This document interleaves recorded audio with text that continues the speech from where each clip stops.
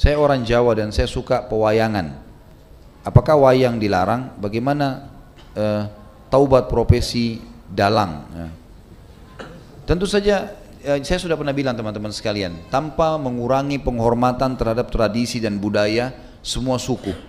Di Indonesia suku Bugis, suku Makassar, suku Jawa, semua ini kita tidak akan berbicara dalam ceramah seperti ini bukan menjatuhkan sama sekali. Tapi kita sudah harus tahu dan sadar kalau kita Muslim, dan Muslim ini dipandu oleh agama. Makanya saya bilang caranya adalah harusnya Islam dijadikan tradisi dan budaya. Jangan kita balik, jangan budaya diislamkan, susah. Mengislamkan budaya ini repot karena budaya banyak sekali, gitu kan. Standar yang mana yang harus dipegangi? Berarti nanti akan ada ciri khasnya sendiri. Di Indonesia ada Islamnya sendiri, di Amerika ada sendiri Islamnya. Jadi ini jadi masalah. Padahal sebenarnya Allah tidak menginginkan itu. Allah sebagai pencinta menginginkan kita punya standarisasi. Jadi Allah alam yang saya tahu lebih baik yang seperti ini. Kalau memang itu peninggalan nenek moyang kita, mungkin kita bisa kenang dulu. Oh ini tradisinya orang dulu seperti ini. Tapi kan bukan berarti harus itu dilakukan sementara dalam Islam dilarang. Kita sudah Muslim, harusnya kita tinggalkan. Kalau masalah taubat, ya taubat nasuha kepada Allah SWT dengan 3 syarat yang sudah kita tahu. Meninggalkan dosa itu seketika, menyesal dan janji sama Allah tidak mengulanginya. Dan kalau dia punya, maka lebih baik dimusnahkan ya. Dan berarti kata ini lebih baik dihilangkan ya. Saya merasa mungkin memang perlu kita pertemukan juga hal-hal seperti ini dengan ilmu pengetahuan lah sekarang. Artinya bukan kita mau menghapus 100% masalah kebiasaan dan tradisi, tapi kalau tidak cocok dengan agama, wajar kalau kita tinggalkan. Atau mungkin ada teknologi canggih yang lebih baik. Seperti orang sekarang sudah biasa tampil di panggung, bercerita, gitu kan. Maka dengan wayang-wayang ini sebenarnya sudah bisa tergantikan dengan manusia yang sudah jelas-jelas nyata gitu. Saya yakin juga kalau generasi sekarang ini lebih cenderung untuk meninggalkan itu kan, sudah merasa ini sudah zaman dulu gitu. Nah, ini mungkin bisa kita tangkap secara rasional untuk meninggalkannya dengan cara gitu juga. Jadi memahami poin tadi. Sebelum lanjut nonton video ini, jangan lupa tekan tombol subscribe, nyalain loncengnya, like dan share ke teman-teman kalian. Lane kata cerita teng Indonesia itu ngoten niku, ana wali kados Sunan Ampel, ya ana wali kados Sunan Kalijaga. Semanjane wong bulet-bulet. Sampai akhirnya kudu gawe wayang, gawe gong. Ya kan masyhur itu. Kalijaga saking kene dakwah teng daerah Pajang, daerah mriki lah, mulai Pajang daerah mriki. Ya Sragen apa dugi mriki. Sampai gawe wayang tengul wayang wong. Sunan Giri gak trimo, iku haram gawe patung. Wong nak gawe patung sok ben dikon ngekeki nyawa. Sunan Kalijaga ora pati tau ngaji, mantan preman dadi wali. Ngaji faslun ya gak pati tau ngaji.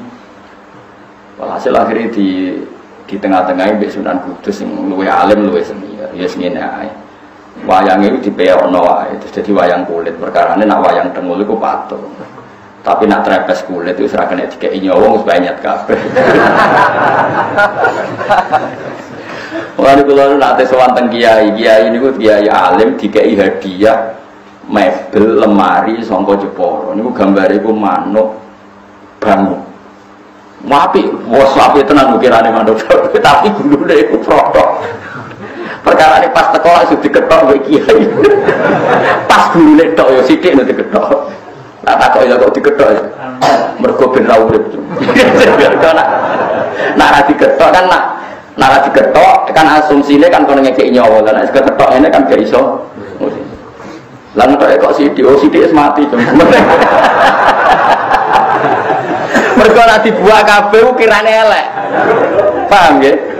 Nek dibuak kabeh yo dene yo kepengin di lemari larang. Dadi mau digraji ngangge graji besi cilik. Butuhe wis apa? Lah kok sithik, Mbak? Wong sithik wis mati. Wah, curang ya. Ya kalau wayang kulit itu banyak itu urip tak mati. Mati. Nak tengul lah ijek. Wayang wong itu lah ijek fisik. Jadi mulai dhisik ku ya fikih ya setiap kali. Dadi ya mulane kula niku pinter ngakali fikih dhisik ya sono. Wali songo ya saged ngrekayasa sapa? Ngrekayasa apa? Fikih. Ini macam ngoten iku wong. Dadi wong kudu iso ngaji. Mulane Kalau suwun sampean kudu ya pinter ngaji, hukum niku macam-macam. Sementing barang maksiat tetap maksiat ila yaumil kiamat. Cuma ana wong proses nobatno umat Kanjeng Nabi dengan berbagai metode. Kowe aja kecangkeman. Masyhur itu ada sahabat yang masih punya adat nyolong. Pamit Nabi, ya Rasulullah sama wa Islam tapi jenengan aja ngelarang kula nyolong. Dari Nabi sementing salat sing sregep. Bareng Nabi wong iku mire ada sahabat yang protes, ya Rasulullah kenapa engkau enggak tegas menyarang dia nyolong, melarang dia nyolong. Dari Nabi dawe sayanha humakul. Engkau anggap sering sholat tak suwe-suwe gak nyolong dia. Ya karena orang itu bertahap, semua kebaikan itu bertahap. Tapi Nabi gak pernah mengatakan nyolong itu halal. Mau tidak melarang saat itu. Beda loh yang mengatakan halal sama mau tidak melarang saat itu. Jadi beda. Ana wong Islam pamit Nabi boten zakat, Nabi dia mental. Ya sebenarnya gue Islam. Ketika Nabi diprotes, kenapa engkau tidak menyuruh dia zakat? Nanti kalau Islamnya sudah benar akan zakat sendiri. Jadi yang haram tetap haram ila yaumil kiamat. Cuma orang mendesak gue kecangkeman muramuni. Paham ya? Lagi kadang sekarang tuh terlalu ekstrim, semua redaksi itu terlalu ekstrim. Makanya masyhur itu Rasulullah itu figur yang luar biasa. Ketika ada orang Arabi sholat, dia omong-omongan. Dia omongan ke kancane. Jadi pas sholat Nabi dia kenalan sama tiang putih. Oh kalau tiang mriki udah santai. Omong-omongan. Oh Pak sahabat centak bar sholat, sholat omongan rasa ini. Tapi Nabi itu pinter. Setelah sahabat ramai itu ada, ini ya Rasulullah sholat omong-omongan. Si Arabi tadi digandeng ke Nabi. Nabi oleh ketika lucu, santai. Ya Arabi, inna hadhi sholat munajatun. Ya sholat itu pancen ngomong-ngomongan, tapi ngomongnya di pengiran aja. Ya ngomongnya apa? Pengiran aja. Because sholat itu munajah ma Allah. Ya ngomong-ngomongan tapi di pengiran. Nak omongan di manusia, orang usah. La yasuhufiyya kalamun adamiyun. Berhubung sholat itu ngomongin di pengiran, orang pantas, orang layak digomongan di bani. Ini jauh Arabi tadi. Fawwah ma wajadtu mu'alliman ahsana min Rasulillah sallallahu alaihi wasallam. Fawwah ma ghadibani wala naharoni walan taharoni. Demi Allah, beliau tidak menyentak saya, tidak memaki-maki saya. Beliau hanya ngendikan inna di sholat munajatun la yasuhu fiya kalamun adami.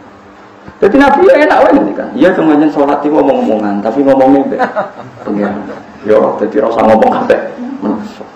Rasa berarti ini sholat tempat Nabi ya. Mbok mati kok sudah keren, padahal Nabi ini ngoten. Ora-ora. Niku jenenge evolusi. Dadi Nabi ini bijak kena umatnya wis rapati apa? Ya mergo kurang ilmu, rata-rata ora bijak kurang apa? Kerenge didhisikno. Jadi kita ini itu terus belajar ya, napa terus napa. Meskipun hal-hal yang mungkin kita duga dulu itu kontroversi, tapi sekarang itu kelihatan penting. Saya di Matolek Kajen itu pernah disuruh jadi narasumber fikih. Itu saya bilang begini, kamu masih muda harus belajar fikih yang luas. Termasuk kemungkinan sholat jenazah itu boleh jenazahnya di belakang. Meskipun itu aneh dan tidak perlu kamu lakukan karena kamu dianggap aneh. Tapi itu zaman Imam Nawawi yang ngarang Majmu' sudah dibicarakan. Jenazah di depan itu syarat sah atau adat. Mulai dulu lama bilang hanya adat. Hakada wajadna dzalika salafan wa khalafan. Panjen kita nak nyolati jenazah, normalnya jenazah di depan. Tapi itu hanya adat.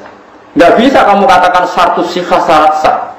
Fa innal janazata laysat bimanzilatil imam. Karena jenazah itu tidak imam, kenapa harus di depan? Ayo kok nek mentah kan. Saiki jenazah kok ngarep alasane opo? Ora imam kok didakok. Nah. Berhubung ra imam kok buri ora apa-apa, ora imam kok kudu kok. Nah. Ya tapi ora usah mbok lakoni.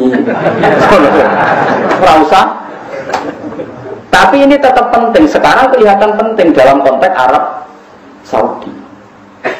Itu ada di kitab Mahali, saya mencari nanti di kitab Mahali. Kitab Mahali itu di atas kitab Fathul Wahab. Biasanya kalau dalam pondok itu kan kastanya kan Fathul Qorib, Fathul Mu'in, Fathul Wahab terus Mahali. Saya termasuk pengajar kitab Mahali. Jadi bantah aku ya iso ukur ilmumu. Misalnya kene takrib aku wis ning Mahali. Iku ora urusan sombong, nape bantah ukur dhewe mau ke takrib Fathul Mu'in, Fathul Wahab, Wali. Kena bantah ukur maksudnya. Ukur berlewati mau. Berlewati Fathul Warib, Fathul Mu'in, Fathul Wahab, dari itu gue boleh aku. Ayo Gus, gapak ya. Debat gak bohong. Itu di kitab Mahali diterangkan. Ketika seperti itu kita hanya mengatakan jenazah ya sudah di depan. Memang seperti dulu ya seperti itu jenazah di depan. Tapi kamu jangan meyakini harus di depan karena fa'innal janazata laysat bimanzilatil imam. Jenazah itu tidak imam. Sekarang terbukti dalam konteks Arab Saudi. Dulu ketika saya kecil itu sering diceritani bapak saya yang haji. Kalau tiap maktubah itu ada jenazah yang dibawa ke depan untuk disolatkan di masjid haram. Paham ya? Jelas ya? Kita sepakatkan di sejarah seperti itu. Sampai ada tragedi yaitu ada senjata senapan laras panjang dibungkus ala apa? Jenazah kemudian dibawa ke depan. Ketika pas disolati para teroris ini menggunakan senjata itu untuk nembakin apa? Jamaah. Itu peristiwa tahun pinten ya 7 berapa 78 atau 82 pokoknya pernah itu terjadi. Pernah kau dengar sama cerita itu? Terus sekarang di Arab Saudi tiap maktubah yang nate haji, nate umroh, tiap maktubah ada sholat jenazah enggak? Enggak, sama jawab saja. Ada kan? Sekarang tuh? Ada enggak? Ada. Jenazahnya di mana? Enggak di depan apa di belakang? Di belakang, tetap di kamar jenazah. Aku tuh eling Imam Nawawi, cek mandi nih Imam Nawawi. Tapi di Indonesia kira usah ngomong. Jenazah pe gaya pisan kok ngarepe kok putus kok buri. Oh Indonesia kan gak mendesak kok. Berarti Moskow jadi model lakoni udah gede. Maksudnya dalam konteks Indonesia ora usah. Tapi secara ilmu kowe ngerti nak jenazah ora imam. Mulane ra kudu kok ngarep. Paham ya? Bukti lagi sholat ghaib. Jogja sama Surabaya timur mana? Timur mana? Ketika Pak Hasyim kapundhut di Malang atau di Jakarta, orang Aceh boleh nggak nyolati ghaib? Kan jenazahnya di belakang. Jadi ini pentingnya ilmu. Pokoknya ilmu kamu percaya saja kalau jenazah itu tidak imam. Cuma kalau adatnya di kampung kita depan ya di depan. Ya sudah gitu aja, tidak usah. Terus gue saking gobloknya, ini syarat sah, kalau nggak begini nggak sah. Jahil anta berarti, bodoh. Paham ya? Ini biasa aja. Paham ya? Pemenang terima kepala kok, dia dari Mustafa Kekeru. Nah, sirah itu tempat di sana, tempat utara salah saya. Biasanya di Mosoro gue. Gitu, mesti gitu ya. Nah, lor ada Mustafa cek gak terima kata saya. Nah, datang lagi siram tengah orang gitu. Apa separuh-separuh? Lanang itu. Kan lanang gitu. Gitu. Oh gitu loh. Nah, sampai lanang. Lor. Nah, teng daerah kula lor kabeh. Mriki alhamdulillah wonten lor wonten gitu. Nah, loro ya ora masalah. Karena ora imam mau wis. Ya tapi sing fanatik nggih kuwat. Mungkin was kiai ini bolak-balik nak tenggine daerah pulau, jadi enak lah masih banyak orang alim. Nah, wonten, kalau nanti nyolati jenazah sirai pun yang lor. Keluarganya kebetulan untuk aneh, setuju sirai pun yang gitu. Jenazah kanan, ambek mudin tenggine pulau ratrimo. Kayaknya mulai disik kiai ini uang terus kok aneh yang gitu. Cari keluarganya, buatan kiai pulau kedadak gitu.